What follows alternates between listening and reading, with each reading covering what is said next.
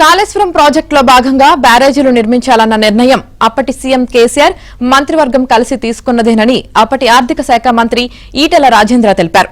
కాళేశ్వరం ప్రాజెక్టుపై విచారణలో భాగంగా జస్టిస్ పినాకి చంద్రఘోష్ కమిషన్ ఎదుట ఆయన హాజరయ్యారు. 18 నిమిషాల పాటు కమిషన్ అడిగిన ప్రశ్నలకు ఆయన జవాబులిచ్చారు.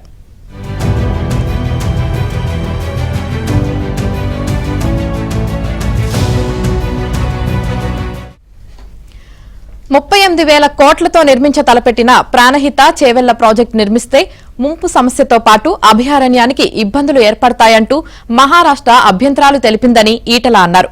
తుమ్మిడిహెట్టి వద్ద నీటి లభ్యత లేదని కేంద్ర జలవనరుల సంఘం అప్పట్లో లేఖ రాసిందన్నారు. 152 అడుగుల ఎత్తులో తుమ్మిడిహెట్టి కట్టడానికి మహారాష్ట్ర ఒప్పుకోలేదన్నారు.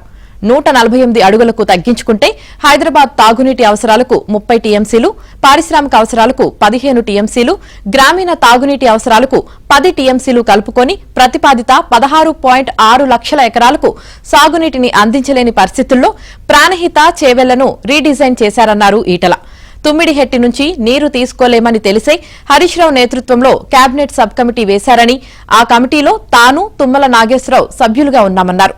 ఆ నివేదికను నీటిపారుదల శాఖ పరిశీలించి నిర్ణయం తీసుకుందని, ప్రతిపాదన దశలో ప్రాజెక్టు అంచనా వ్యయం 60,000 కోట్లే ఉందని, కాలక్రమంలో రైతుల విజ్ఞప్తులతో పలు మార్పుల అనంతరం అది 80,000 కోట్లకు పెరిగిందని తెలిపారు. ఆ తర్వాత ఎంతకు చేరిందో తనకు తెలియదని పేర్కొన్నారు ఈటల.